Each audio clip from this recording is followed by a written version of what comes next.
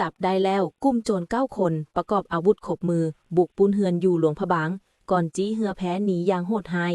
ที่หลวงพระบางสปปลาวเกิดเหตุปุ้นเฮือนประชาชนครั้งใหญ่ที่สร้างความแตกตื่นให้แก่ประชาชนนครหลวงพระบาง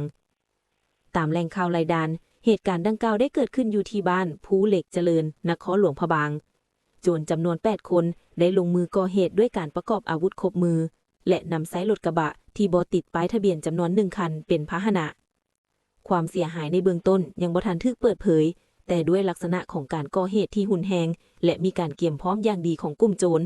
คาดว่าความเสียหายอาจจะมีมูลค่าสูงหลายหลังจากก่อเหตุกลุ่มโจรได้พากันหลบหนีไปทางเซียงแมนเมื่อไปฮอดบริเวณท่าบักกลุ่มโจรได้จี้โซเฟอร์เรือแพที่ประจำการอยู่บริเวณนั้นเพื่อข้ามแม่น้ำหลบหนีไปอีกฝากฝั่งการกระทำดังกล่าวเป็นการแสดงให้เห็นถึงความป่าเถื่อนและความโหดร้ายของกลุ่มคนให้เจ้าหน้าที่ตำรวจสามารถจับกลุ่มได้แล้ว5 คนส่วนที่เหลือกำลังดำเนินการนำจับขอให้ประชาชนที่อยู่ใกล้เคียงมีความระมัดระวังพวกเราจะติดตามสถานการณ์อย่างใกล้ชิดและจะรายงานข่าวเพิ่มเติมทันทีที่มีข้อมูลอัปเดตกดติดตามไว้เพื่อบ่ให้พลาดทุกเหตุการณ์และข่าวสารที่สำคัญทางภายในและต่างประเทศ